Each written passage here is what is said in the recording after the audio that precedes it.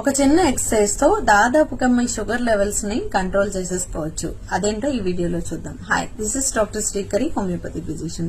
చాలా మందికి sugar levels అనేవి తిన్న వెంటనే స్పైక్ అవుతూ ఉంటాయి. అంటే 190. ఒకవేళ మీరు ఏదైనా షుగర్ తీసుకోకపోయినా నార్మల్ గా ఫుడ్ తీసుకున్నా మీ షుగర్ లెవెల్స్ అనేవి 90 to 160 ఇలా రైజ్ అవుతూ ఉంటాయి కదా.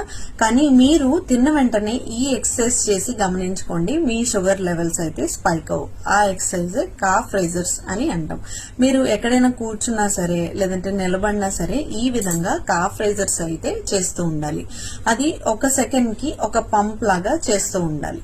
ఇలా చేయడం వల్ల షుగర్ లెవెల్స్ ని ఈజీగా తగ్గించుకోవచ్చు. దీనివల్ల షుగర్ లెవెల్ స్పైక్స్ ని తగ్గించుకోవచ్చు, ఇన్సులిన్ సెన్సిటివిటీని పెంచుకోవచ్చు. ఇంతేకాకుండా ఎవరికైతే డయాబెటిక్ న్యూరోపతి ప్రాబ్లం ఉంటుందో లేదంటే డయాబెటిస్ వల్ల వచ్చే కాంప్లికేషన్ గా మారిన డయాబెటిక్ న్యూరోపతి ఉంటుందో దాన్ని ఈజీగా తగ్గించుకోవచ్చు. కాబట్టి ప్రతి ఒక్క డయాబెటిక్ పేషెంట్స్ ఈ కాఫ్ రైజర్స్ అనేది డైలీ మీ హ్యాబిట్ లో అలవాటు చేసుకోండి. ప్రతి ఒక్కరికి ఈ రీల్ ని షేర్ చేయండి.